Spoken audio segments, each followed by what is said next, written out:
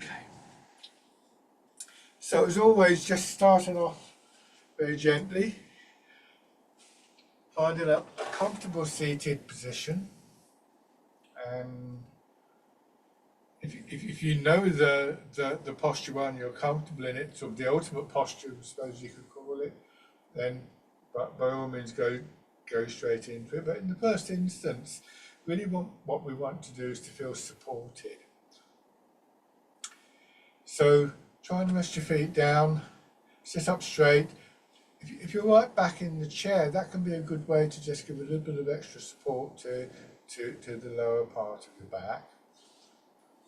The idea that when our body is supported, we're more likely to release tightness and stiffness. It's not a magic formula to it. All the tightness in your body won't just suddenly disappear, because there's all sorts of reasons why we hold ourselves tight, but straining to move, straining to be upright is a common cause of tightening in. Just rubbing your hands together and then tapping over your face.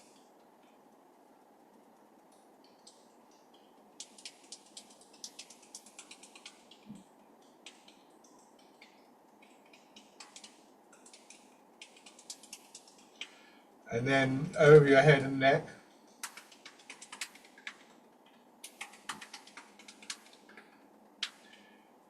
Down to one shoulder and your arm. And the other side.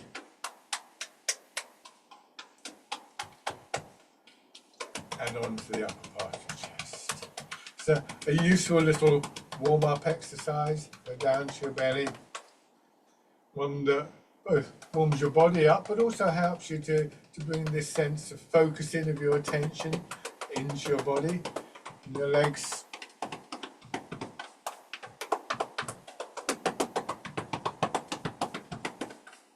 And then just coming back to the sitting. You can do those tapping movements in any order.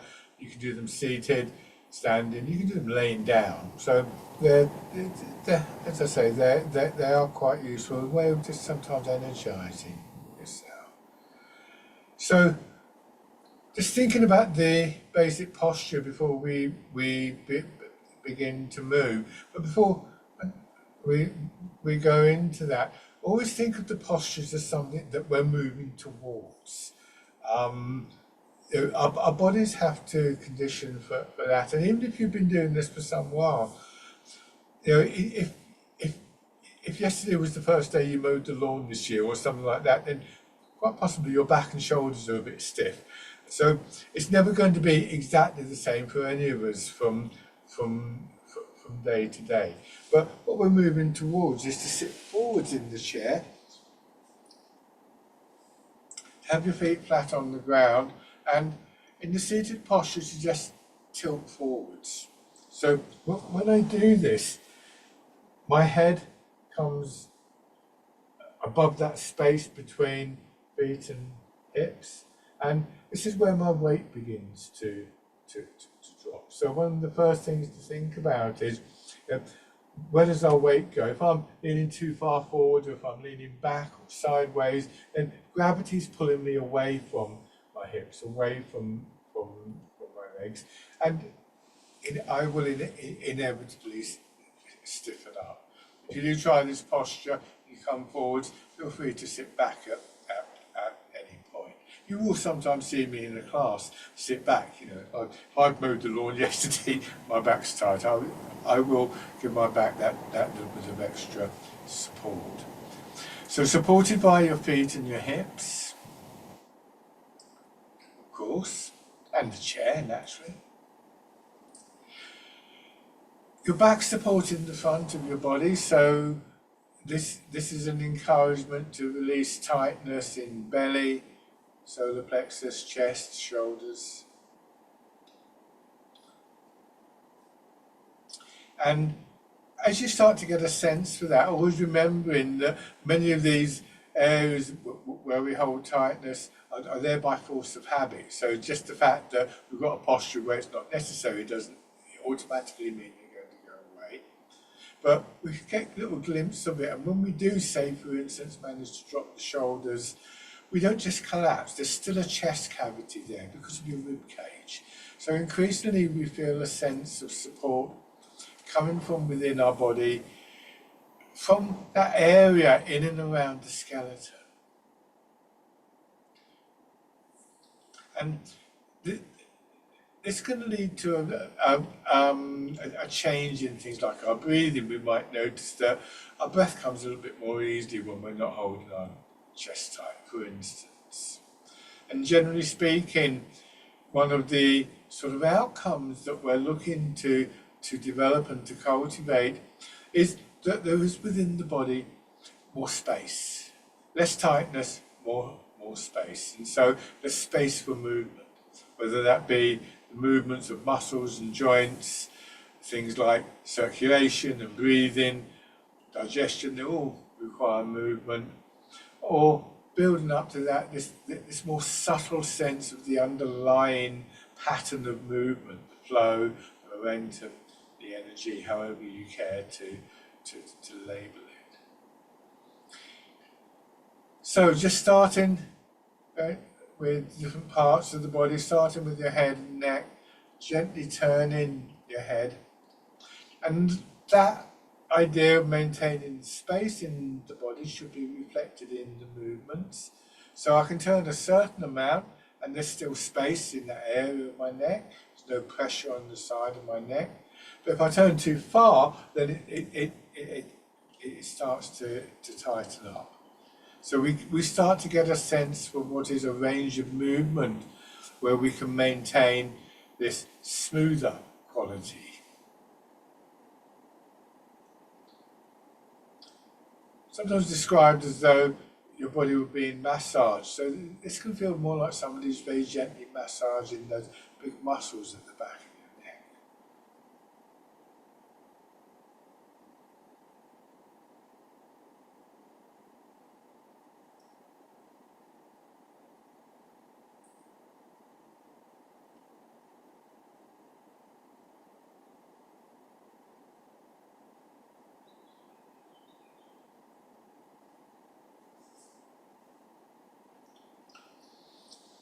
Then bringing your hands to space in front of your shoulders, push your elbows forwards, let them swing over. And one of the things we begin to notice is, although obviously your shoulders are a primary focus here, it's not just your shoulders. Your upper back, your chest, your sides can all start to feel the movement a little bit. We start to recognise that no one part of the body is isolated, and the movements aren't isolated in one part of the body. And then going forwards.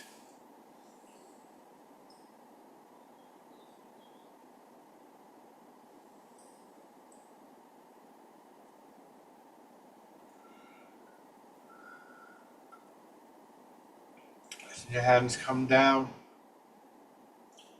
out just a little bit, winding your arms around. So again, the rotation coming from your shoulders, fingers hanging from your wrist.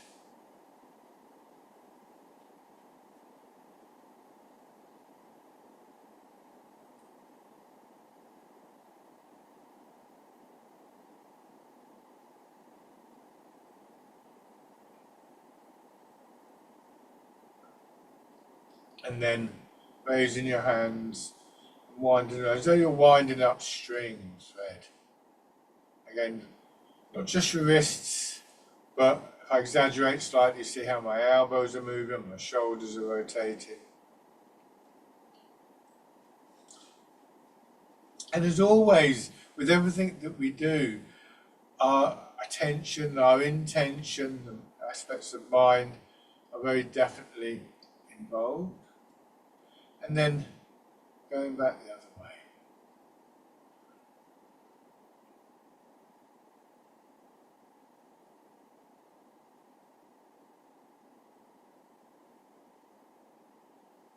your hands rest. Now, as you said, your weight's being supported by these bones at the base of the pelvis, and think of them as being like the blades on a rocking chair. So just tilt forwards a little bit and you'll feel an increase in the compression of your legs, which means that eventually your legs will start to feel as though they're expanding. Your feet will be pushed into the ground and your shoulders pushed back. Sink into your hips. Again, there's a sense of compression in hips and lower back, and then that expands and pushes you forwards. So, move very gently, and just recognizing that when we move in the center part of our body, actually it has an effect all the way through the body. We can feel that connection, that movement, that flow, working from the soles of our feet, where they connect to the ground, to our shoulders and our head, as one smooth, fluid movement. Again, we can think of that simply as movement. We could apply the label energy, momentum, whatever is most useful to you. So, focusing on the upward movement at this point, finding a way to come to an upright position without straining. Now, you may notice that you're just quite habitually sometimes stiffening in your shoulders or your back or your chest or somewhere in your body as you start to come to the upright position. But bring your attention back to your feet and your legs first of all. You're pushing yourself back. At the same time, it's almost like somebody's sitting behind you, kind of pulling on your belt.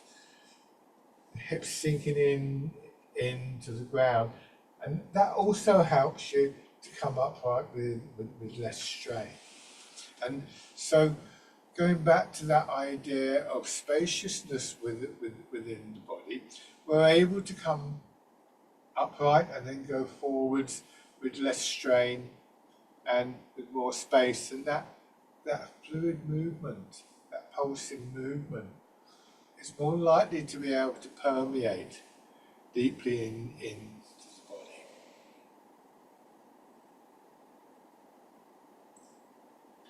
So that center part of your body, hips, pelvis, waist, becomes an important point of focus. It's this part of the body we want to feel is dropping through the chair. This is rooting down. More significant perhaps when we're standing, but the centre of gravity dropping, which means there's less weight to carry in the upper part of your body.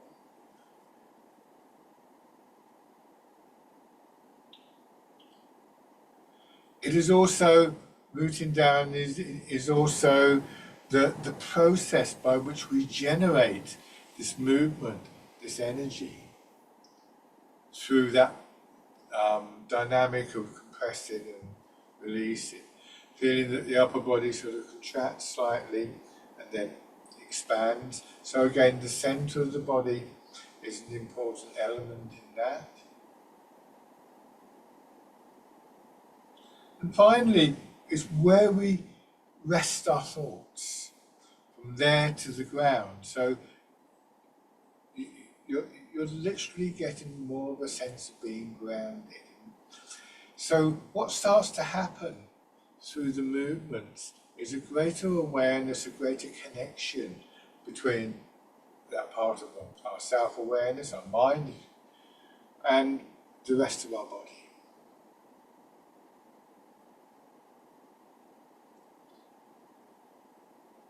And there's a quietness, a stillness, a spaciousness in the mind itself, as some of those other kind of details of our lives, some of those other thoughts and things we've got to do and so on and so forth, just begin to slip into the background a little bit.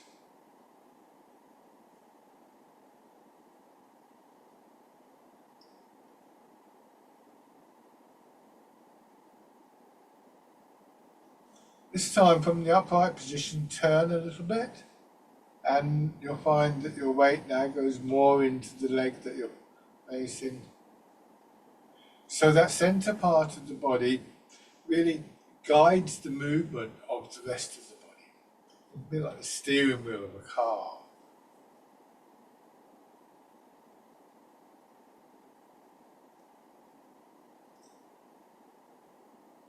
Turning in the other direction.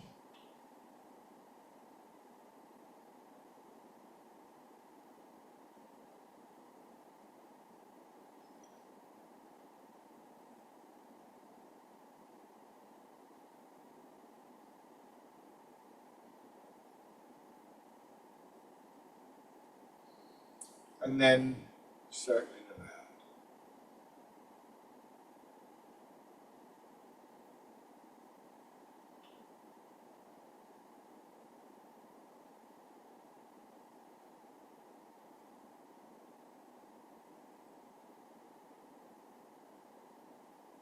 And back the other way.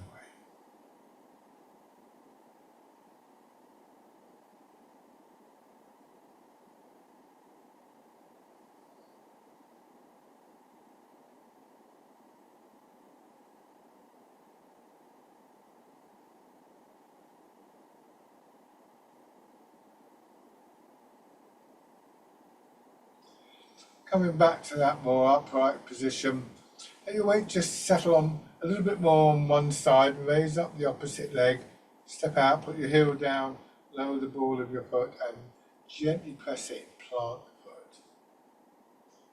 So don't overextend your leg. If you push out too far, it's hard to get that push downwards. And then letting your weight follow.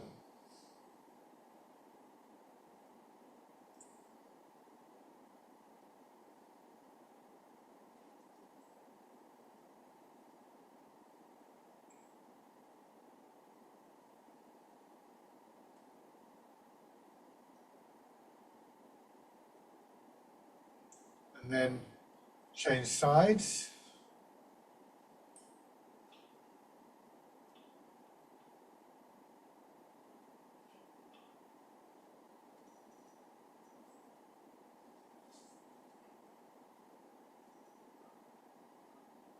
And the weight following.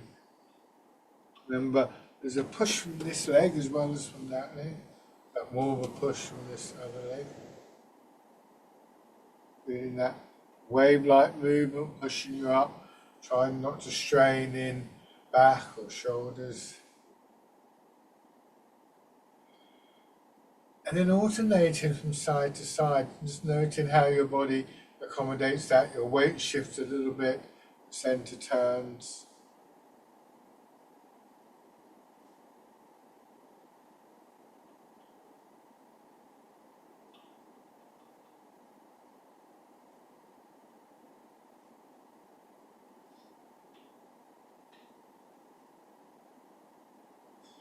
Just give it a little bit of time to reflect on how our body takes a step, what's involved in that. An everyday action for most of us that we often take for granted.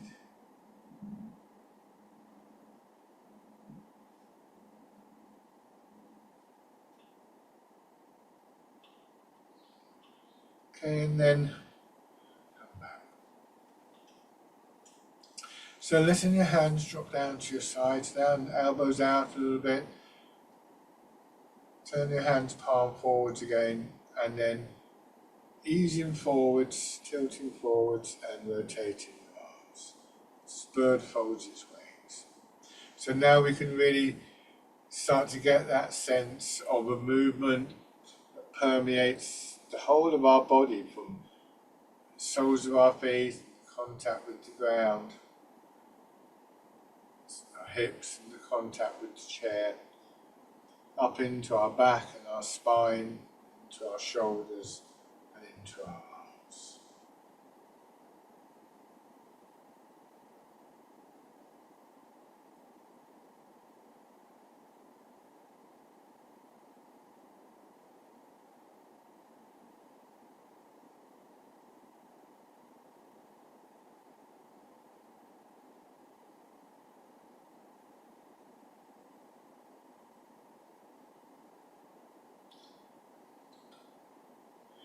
And then from the forward position, leaving your hands facing backwards,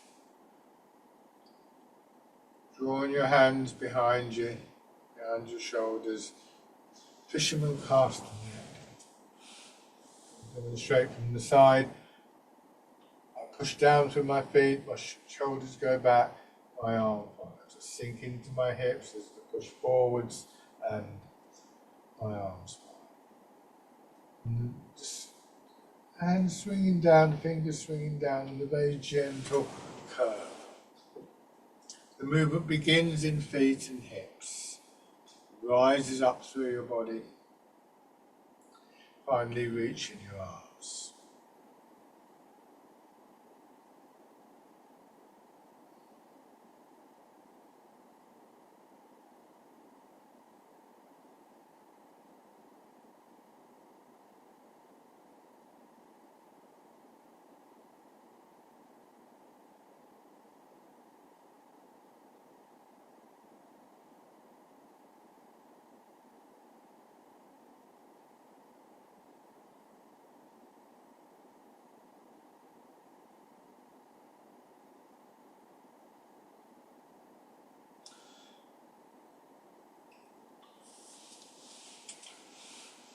Change it again, this time leaving your arms out in front, and as you push yourself back, feeling that your arms are just being pulled over a little bit, rolling the ball in towards your chest.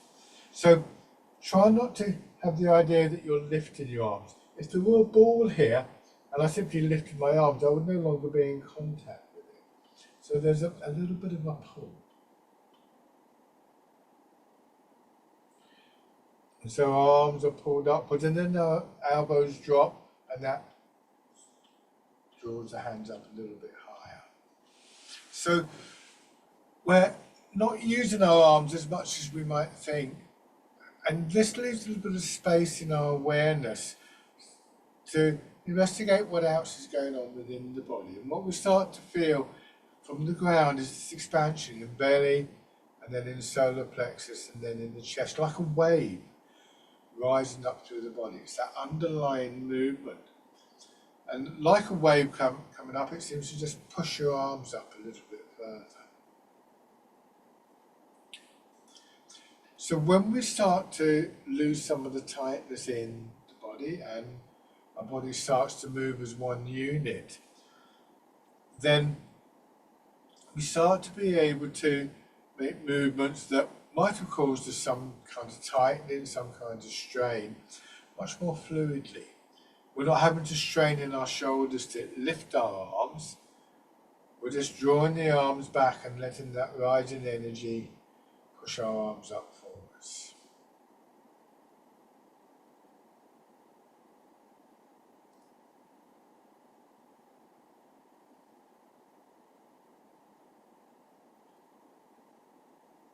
And this is how all movements should build in Tai Chi.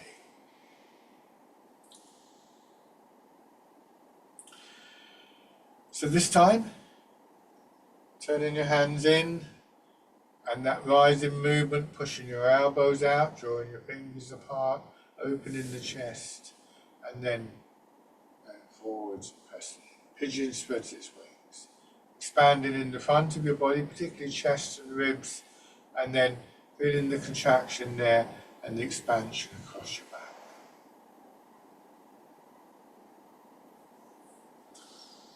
There's an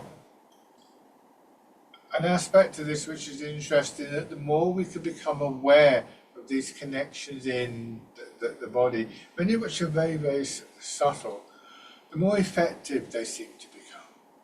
The more our body moves as one unit.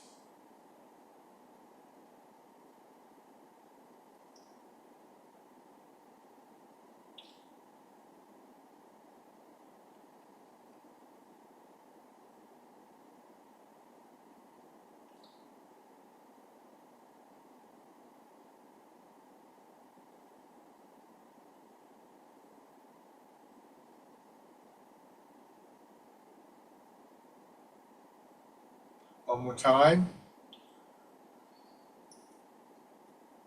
And this time leaving your hands in line with your hip, still letting your elbows go out a little, and pushing way, but more economical, more compact movement with a denser, stronger quality. So this idea in combination with that stronger feeling, that support from your skeleton, begins to open up the possibility of what we call internal strength, internal resilience in Tai Chi. It's possible to produce a stronger movement without straining, without stiffening.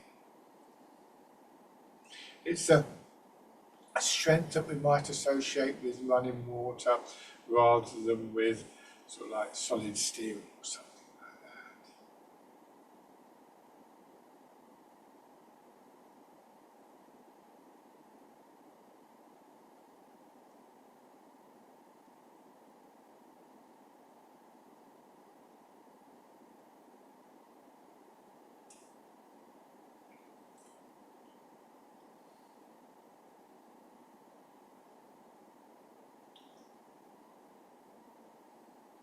And we're going to combine this with the step in that we did earlier. So coming back, settle into your hips, raise one foot, step out and plant, push forwards.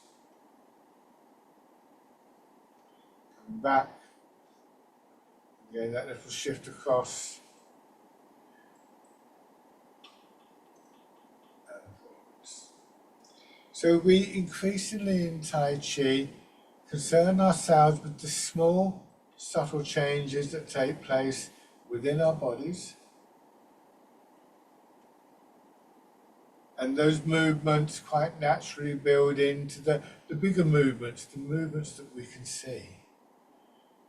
And this is important because it's those smaller movements where we're more likely to be able to bring our intention into the movement. And so this is the area where these three elements of mind, body, the energy or movement really begin to integrate and harmonize and support each other.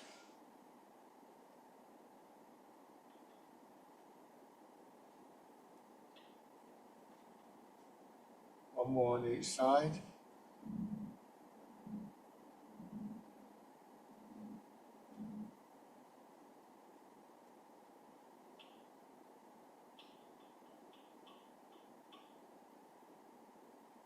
Good. And then roll your fingers into a hollow fist, as though you're just wrapping them around some kind of delicate object. Push forwards and rotate your arms as near as you can to palm down, and then rotating back as near as you can to palm up. And here, your elbows don't go out, but they come back towards your hips, not behind your hips and shoulders, but towards them. And the range, the degree of movement is a combination of your arms extending and contracting gently, but not locking, and your weight moving and your shoulders going forwards. You may also notice, because your hips are dropping back, the lengthening through your back. So that extension that finishes in the hands actually could be seen to start right from your hips, working up through the whole of your back and spine, out through your arms, and then back.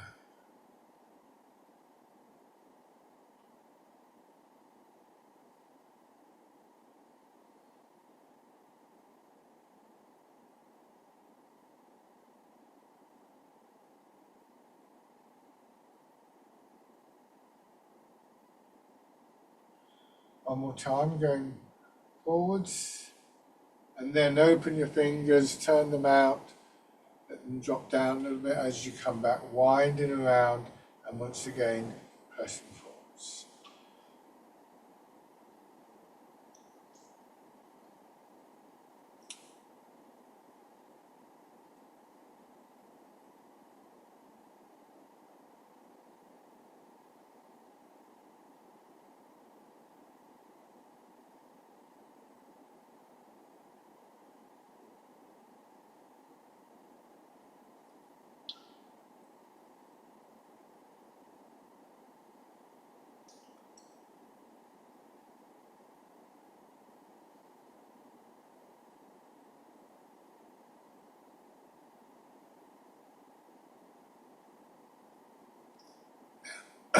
Turning your hands palm down. Turn a little bit in the center. Ease forwards again, lengthening through your spine, through your arms and your fingers. Turn, drawing your arms across, and then coming back and turning to the front. And then same thing, changing direction, just polishing the table. Really feeling again how movement in that center part of the body affects the whole of your body.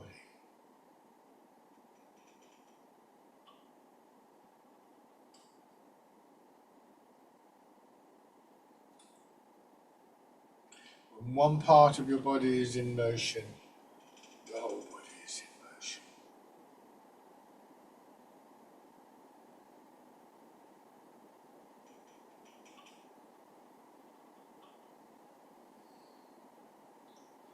One more time. So the variety of exercises enables us to explore the different types of movements that we can make with this in this very holistic way, which means that the effort is spread through the body, not necessarily evenly, but this last exercise isn't just the arms having to do that; the whole body can move, and that means that there's less strain potentially on any one part of the body.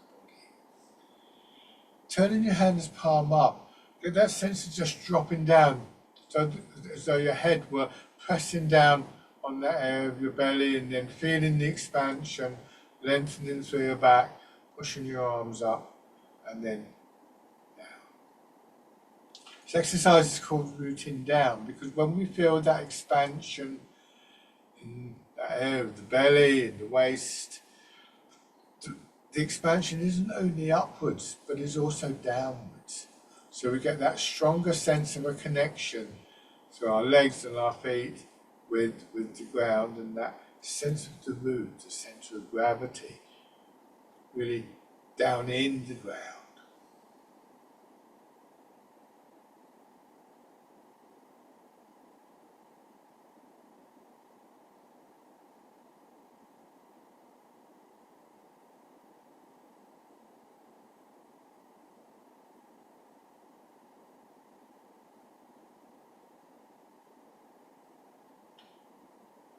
One more time.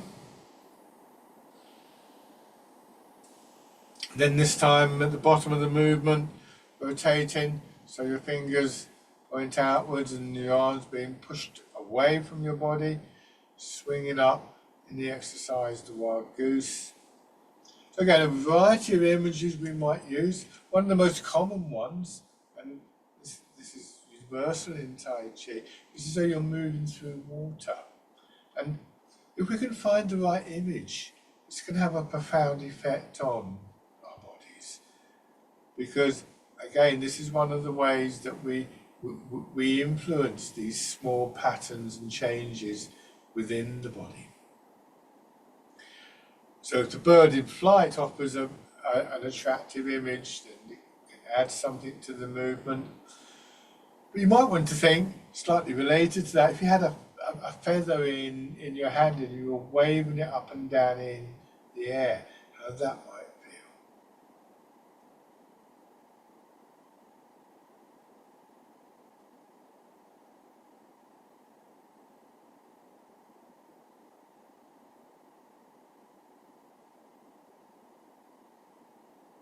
One more time.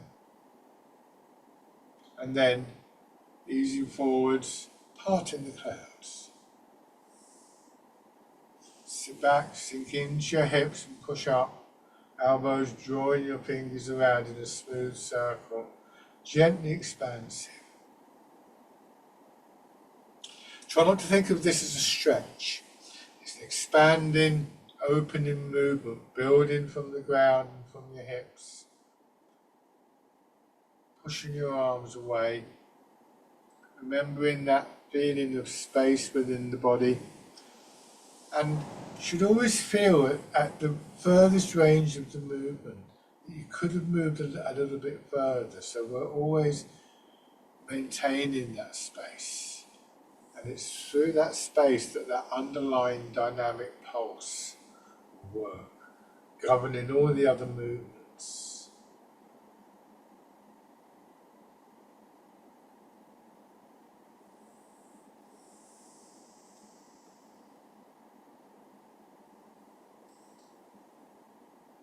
Letting your hands drop down, and then focusing on one side, same idea, pushing one arm up.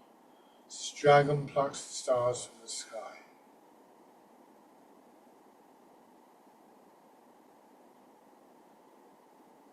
Rest for a moment and then change sides. Don't rush from one side to another. Quite often that rushing is there because our minds being busy as they are. That's not necessarily a bad thing.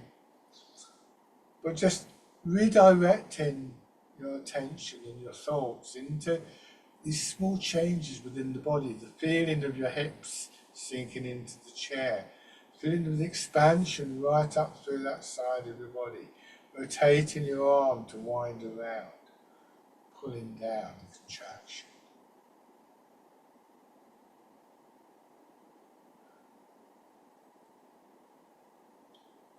So we start to develop this quality referred to as the stillness within the movement.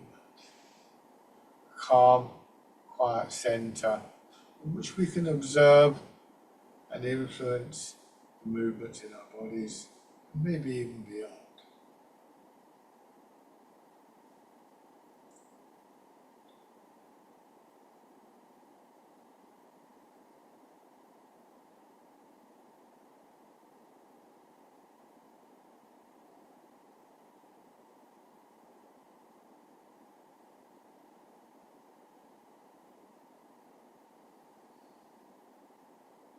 At this time, bringing both hands in, lightly touching the sides of the centre of your body, the inside of your arm, and then expanding again from that, pushing your arms up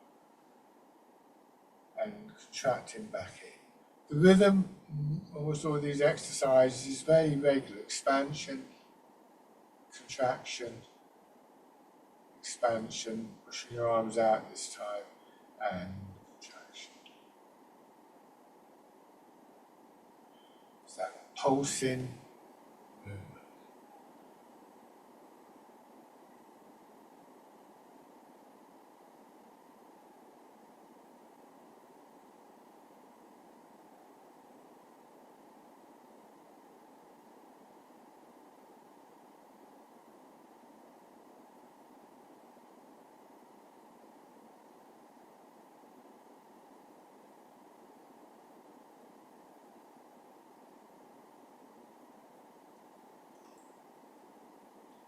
This time, extending, heel on the floor, knee a little bit bent, easing forwards, letting your back again just lengthen, hips dropping back, feeling the pull from your hips, the expansion in the front of your bodies, scooping the sea and looking at the sky.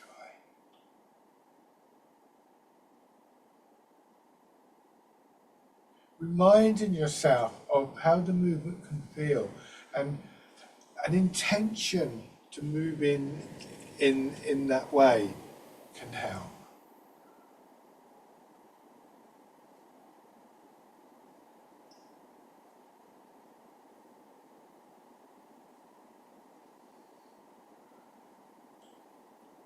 And once again, rolling your fingers into a hollow fist, this time forward and upward movement. Drawing your arms over, grasping the tiger's ears.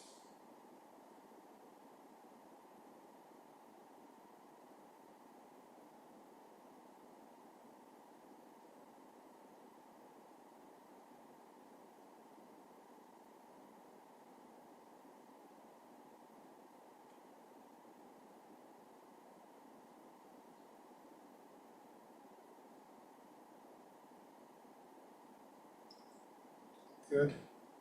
Change sides, starting again with scooping the sea and looking at the sky.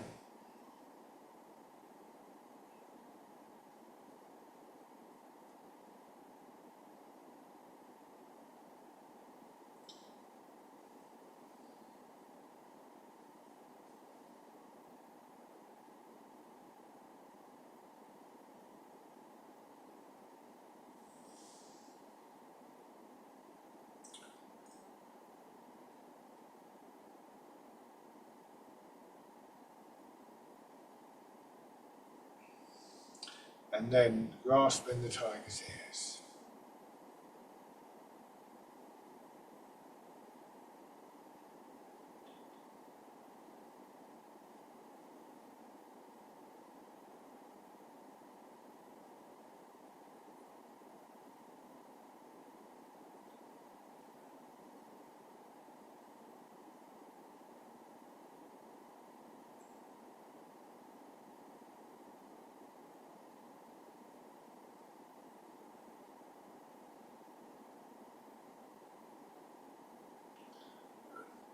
Bring that foot back in.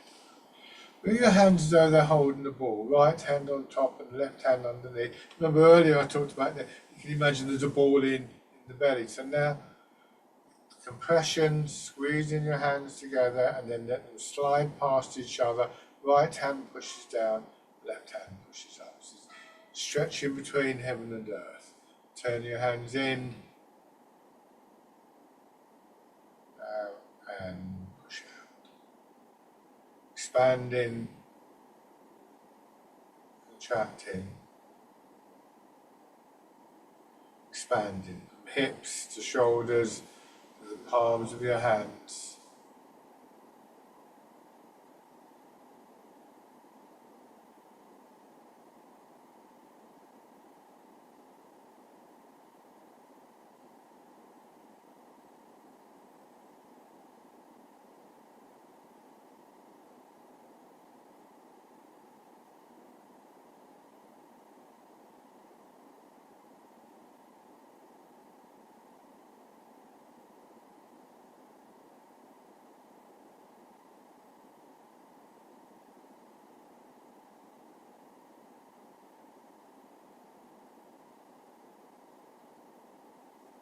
One more time.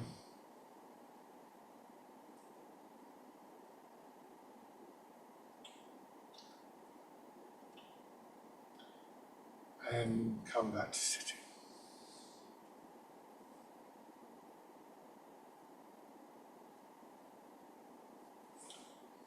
So now preparing to stand and just rubbing your hands together once again and tapping over your face.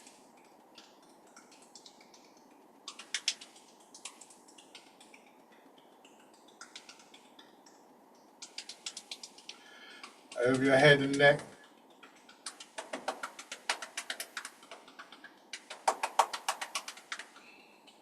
Down to one shoulder and your arm. And then the other side. And the upper part of your chest. And your belly. And finally the legs.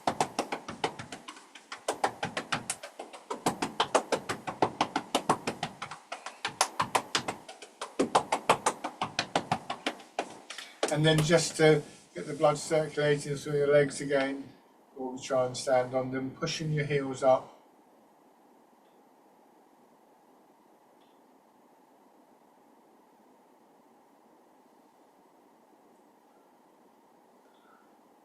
And circling around.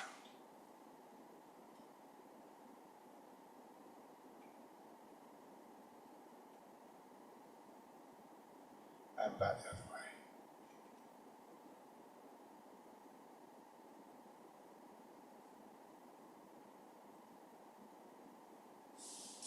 Good. So now, coming to standing.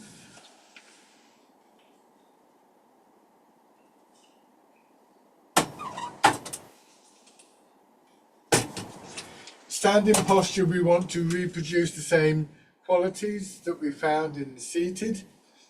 Structurally, a little bit different. We're not angling forwards. We want to have our weight a little bit forwards, but we let our hips drop back a little bit. So there's a gentle curve through hips and feet. Feet are directly below your hips. And so once again, we're taking a posture where gravity pulls us down into our feet, not out there somewhere or over there or whatever. And then let's let your hips drop back a little bit more. So again, that compression in the legs stronger this time, expanding, pushing you up, and again feeling the movement from that point of contact between your feet and the ground right up in to the top of your head and down into your fingertips.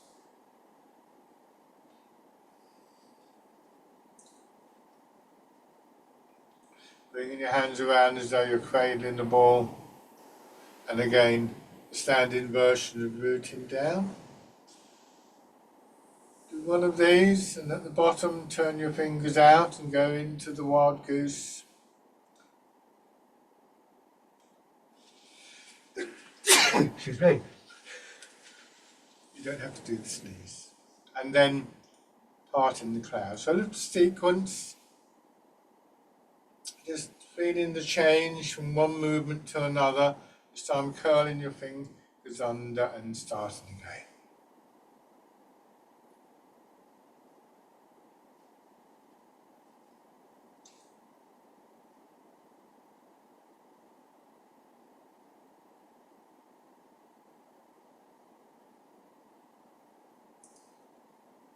Again, we can bring images into the movement, moving through water, waving the feather up and down, whatever images are useful to you.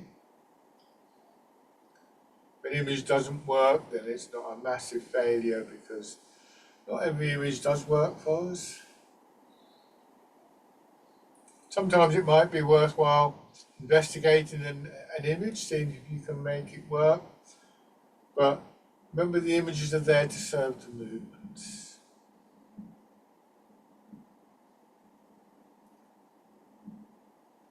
One more round.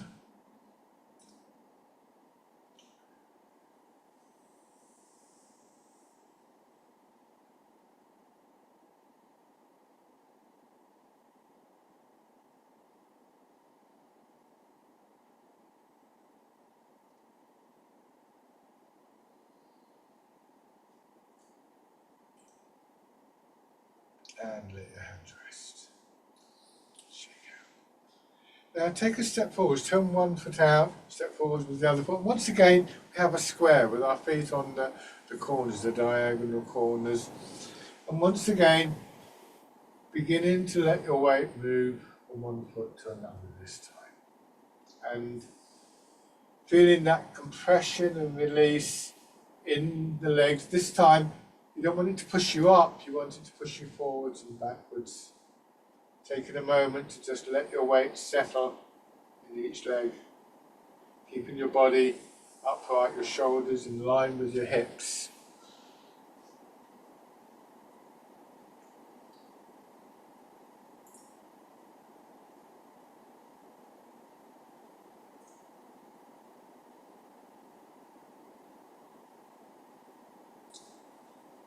When you go back this time, gently raise your front toes so you shift back a little bit more. When you're in the front foot, push your back knee in. Again, you shift a little bit more. So gradually now, looking to find that root and that alignment that we found first of all in the chair, and then transferred to the standing on two legs. And we're now looking to feel that on one leg. And that means you can go into your back foot, you feel supported, you can gently draw the front foot in, step out, put the heel down, lower the ball of the foot again, plant the foot, press in, and move forwards. Same thing when you step backwards, but it's the ball of the foot that goes down first, then the heel, then the plant.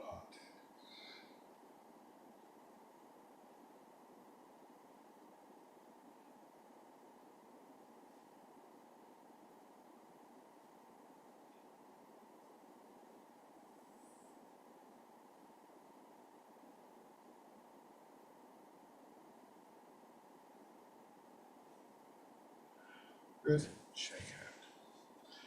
And then with your other foot forwards, first of all, without moving the feet, so take your time, just get that sense of the weight movement. This is a very important process for mobility.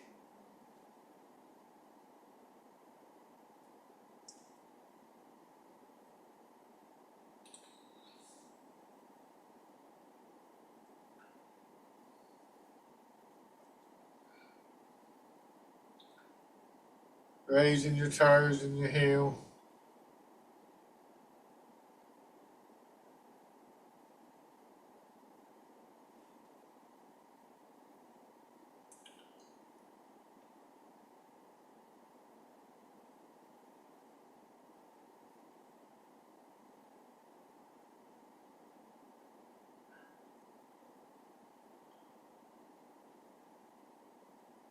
And then stepping in.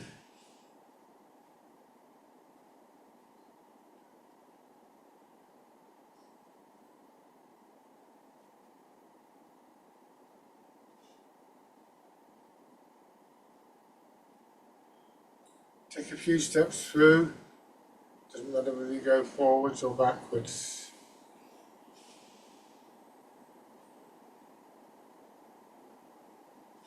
Depends where you've got the space.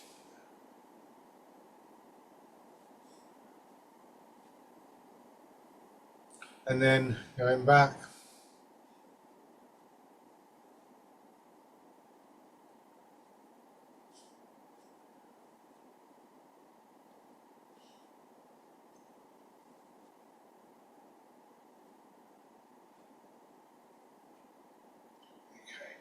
Now, once again, take this stance, have your right foot forwards, mirroring my movements.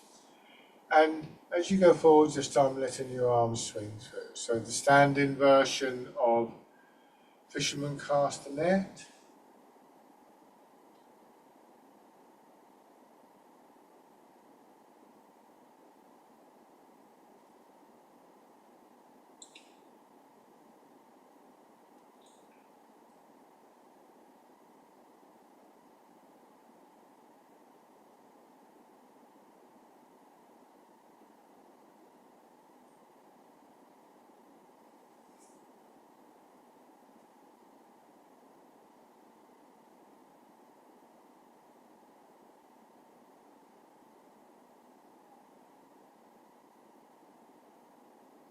And then going forwards, and this time as you arrive in the front leg, turning to swing your arms out.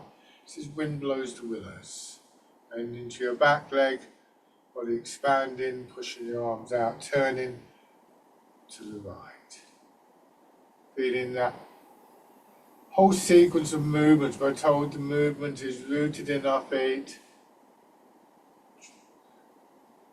transmitted through our legs, guided and directed through the center of the body, and then expressed through our upper body and arms.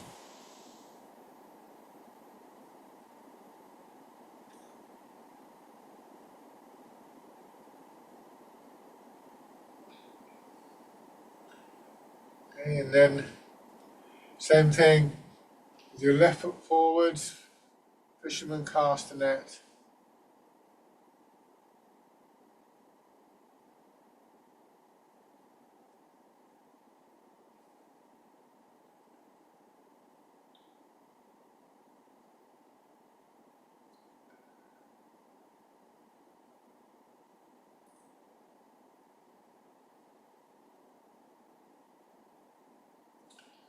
And then this time you go forwards and you turn to your right, wind blows the willows, go back, and as you settle into the back foot, you turn to the left. So from the side you can see my weight moving, body turning, guiding the arms through.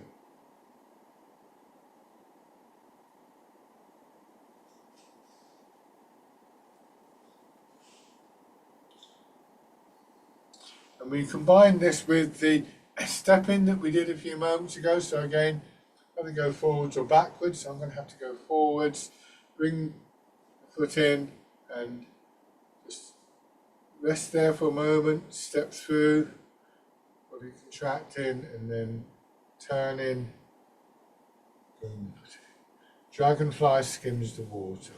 And if you're comfortable in that posture, you can just raise the empty leg, planting the foot down.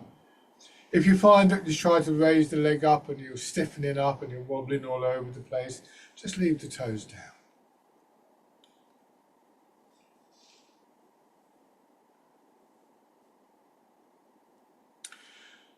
I'm going to change direction after this one.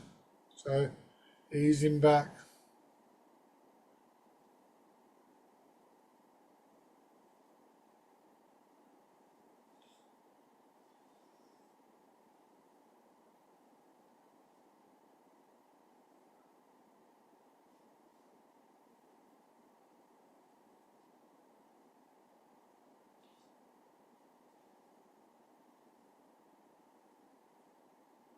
One more time. Come back to the parallel stance. Okay, go back to your chairs.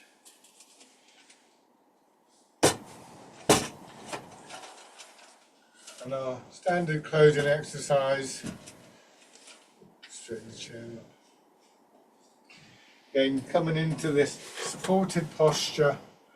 Let your arms hang down to your sides. This is embrace tiger, return to the mountain. Push your arms up and out. Bring them around as though you're going to hold a ball against your chest. Gently draw in and then letting your arms drop down. Coming back to this calm, centered, supported position. And then pushing out.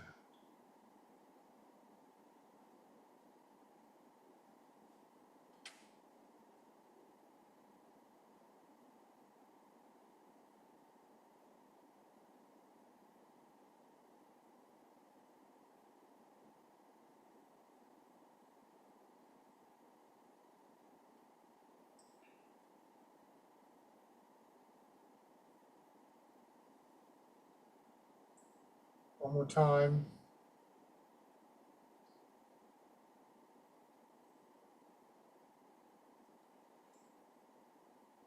And rest.